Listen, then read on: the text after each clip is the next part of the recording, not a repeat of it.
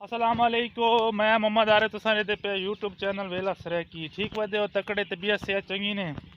दिहाड़े थोड़े किंजे गुजरते पैन सारे को गर्मी बहु मंड के ते कोई होर सुनाओ नवी पुरानी थोड़े इलाके कोई नहीं थी ये कहें थी है तो बारिश आई है तो दसाओ सारे को एक बंदा वधे नाल जड़े घरों कोई नहीं सियाणदा ते उस तो बाद बहु वड्डा बंदा है इलाके सारे हमें पाव है खबे पास है सजे पास है ना वाट इज सजा पावा कि खबा पावा सजा पावा ते उस तो बाद ये एडू मूंगी है कितने किले पता नहीं 15-16 किलो मूंगी है बोर ये नाल मोहम्मद शुएब खान मोहम्मद असलम अच्छा कौन ही वदा ए पिछू बोर है दमानिया दा बोर है कि मुहाजरा दा बोर है ते छी दी नाल है उत्ते तले 8 दा बोर थी होए खादा है ओरा परा सिस्टम इदे विच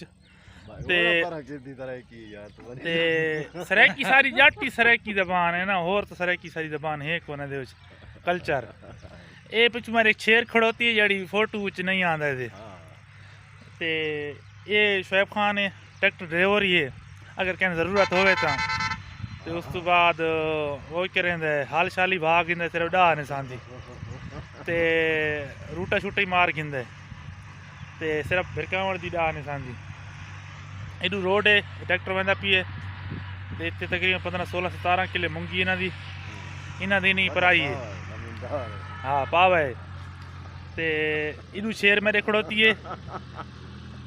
शेर है ते वो ना सामने नहीं थी लाले सानू मिले ना जी नवी शादी थी हुई तकरीबन दुतराए ढाड़े थी हफ्ता थी वाला है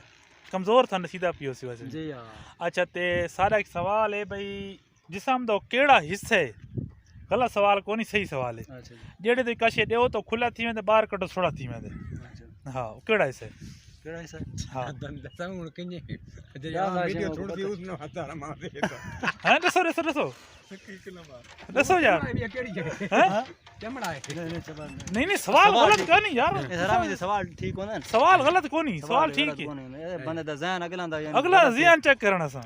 भाई कि नेगेटिव ज़हन ने के पॉजिटिव रखी होते गलत सवाल मेरा तेरा सारे ठीक होना हां ठीक है लेकिन तो जवाब बस हां गलत लिखो हां तो अच्छी गल अच्छा हां बाकी शुक्रिया आवाम दा चलो ठीक है सब्सक्राइब लाजमी कराए यार नु हां ठीक है मेहरबानी ठीक है।